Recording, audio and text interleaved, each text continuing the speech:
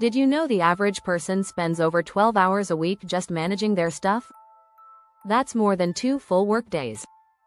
On top of that, the average American home contains 300,000 items, most of which go unused.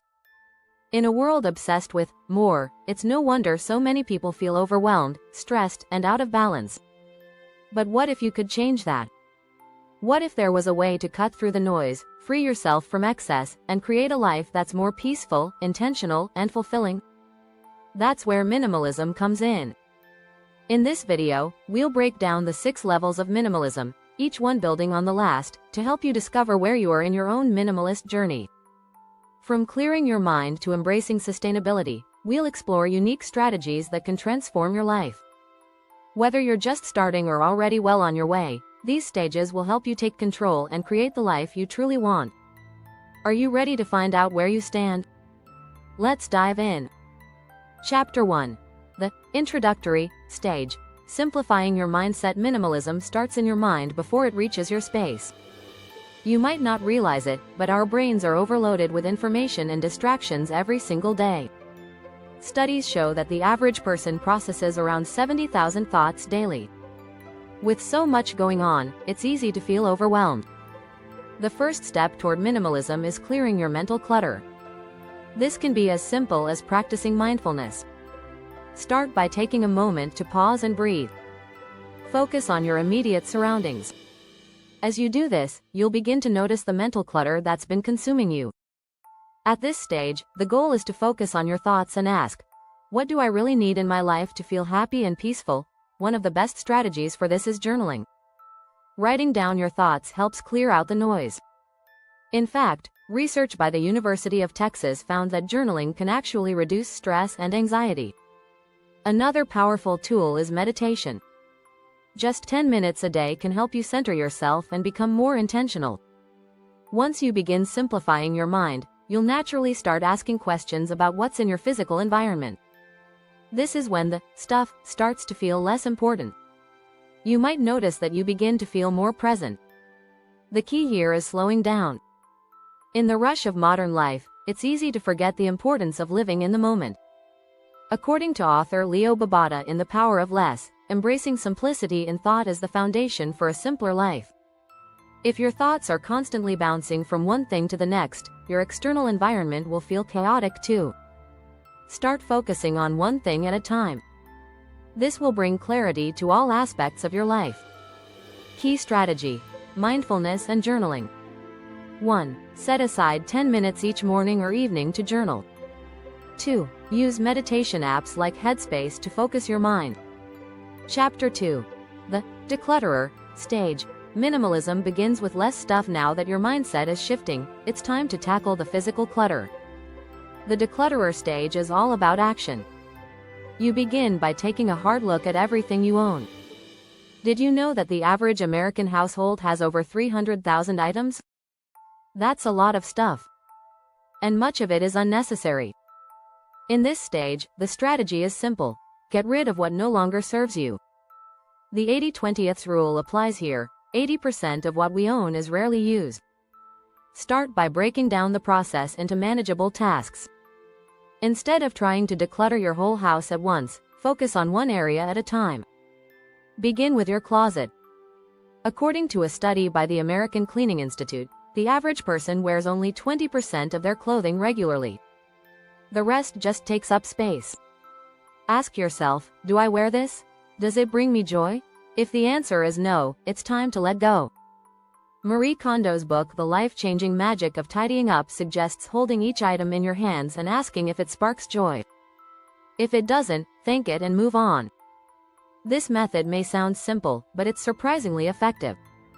You can also create a donate pile and a discard pile to keep things organized.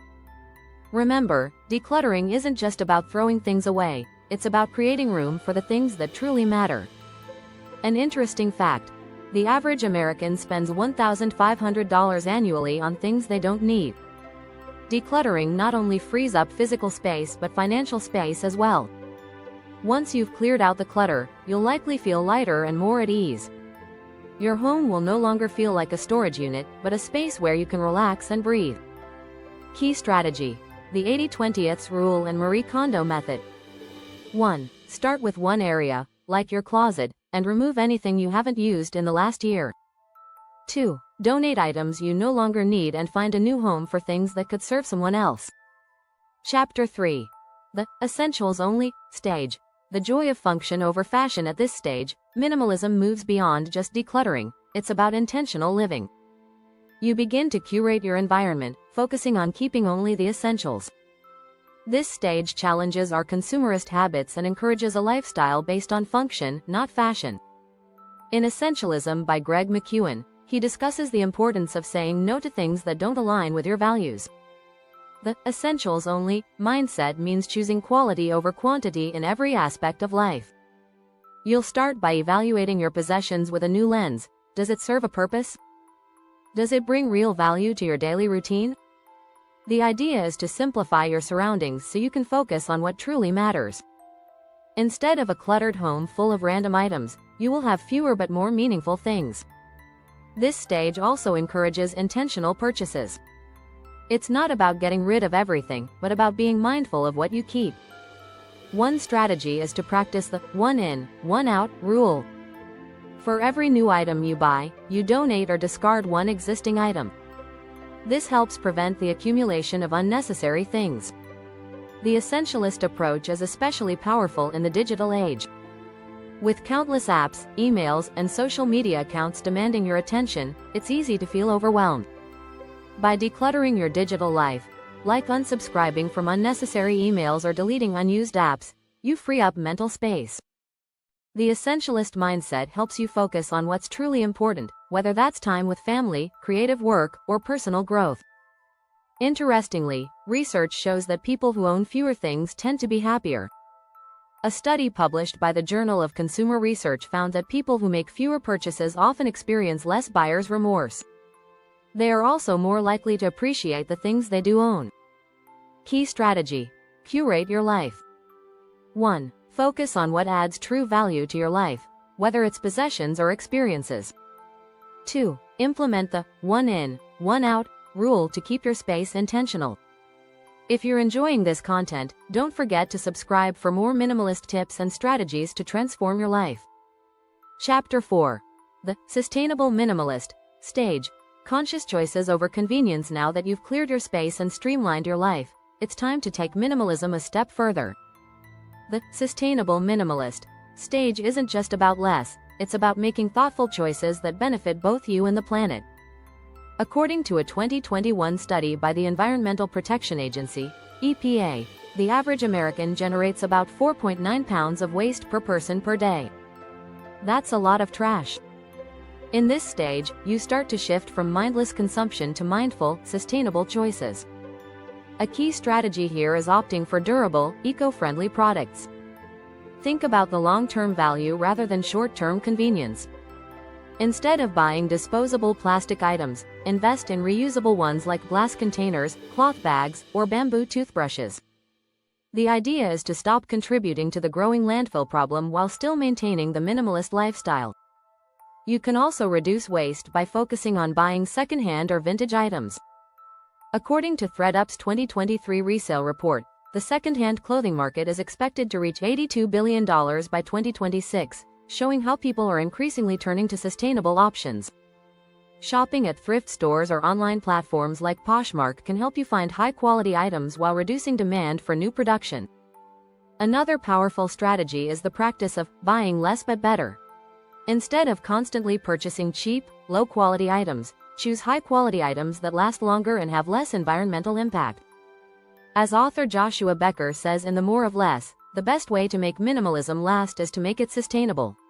This applies to all areas of life: clothing, electronics, furniture, and even food. Lastly, a sustainable minimalist doesn't just reduce waste, they actively seek to give back.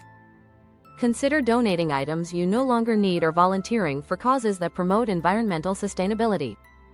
Every small action adds up. Key strategy: buy less, buy better. 1. Choose eco-friendly, durable products to replace disposable items. 2. Shop secondhand and focus on high-quality, long-lasting items.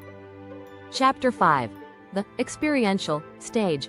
trading things for experiences. At this level of minimalism, the shift goes beyond possessions to a deeper focus on experiences. The experiential stage is all about trading things for moments. Research shows that experiences provide greater long-term happiness than material possessions. A study by Cornell University found that people are happier when they spend money on experiences rather than physical goods. The joy of an experience lasts, and the memories continue to enrich your life, unlike things which tend to fade in value. A great strategy for embracing this stage is to start prioritizing time over things. Instead of spending money on the latest gadget or trendy item, invest in activities that bring you joy. This could be a weekend trip, cooking a meal together with friends, or even taking a pottery class. These are the moments that create memories, not clutter. A practical way to begin is by embracing experience-based gifting. Instead of buying material gifts, consider giving your loved ones experiences. A concert ticket, a day trip, or a cooking class together can create lasting memories and reduce the pileup of unnecessary things.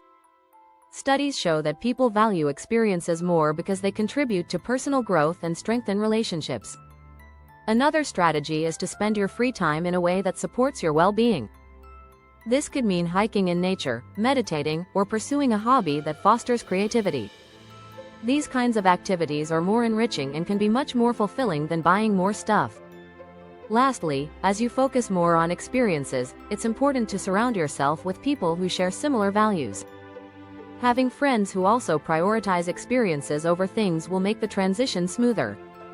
It's about shifting your social interactions toward meaningful connection, rather than materialistic exchanges. Key strategy: invest in moments, not things.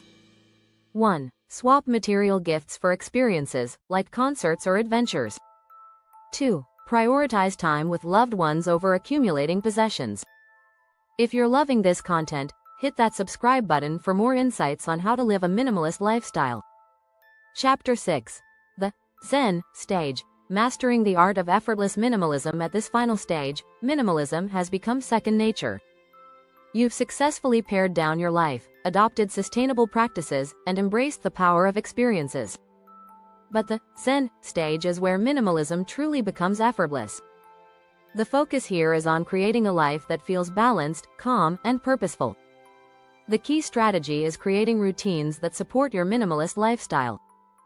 Having a morning routine that centers you, like a short meditation or a cup of tea in silence, helps you maintain that feeling of calm throughout the day. According to The Power of Habit by Charles Duhigg, routines shape your behaviors and can lead to a more peaceful and intentional life.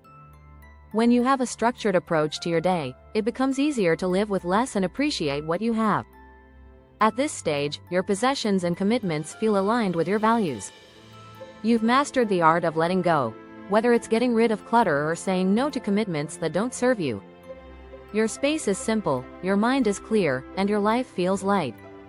As you walk through your home, each item brings you joy or serves a function. There's nothing extraneous, and nothing feels like it's weighing you down. One strategy to embrace the Zen stage is practicing gratitude regularly. Taking time each day to appreciate what you have, whether it's a quiet morning, a good meal, or a moment of connection, helps you stay grounded. In his book Essentialism, Greg McKeown talks about the importance of saying no to the non-essential in order to focus on what truly matters. At this stage, saying no feels effortless because you've already filtered out distractions. Another important strategy is to stay mindful of the less is more mentality in every aspect of life. Whether it's your career, social life, or home environment, maintaining a minimalist mindset helps you avoid falling back into old habits of excess. Keeping your goals clear and your intentions focused on the essential helps preserve the calm, simple life you've worked to create. Key strategy: create simple, purposeful routines. 1. Establish a daily routine that brings balance and mindfulness. 2. Focus on what truly serves your well-being and practice gratitude. Thank you for watching. Don't forget to like, share, and subscribe for more minimalist lifestyle tips. Live more, own less.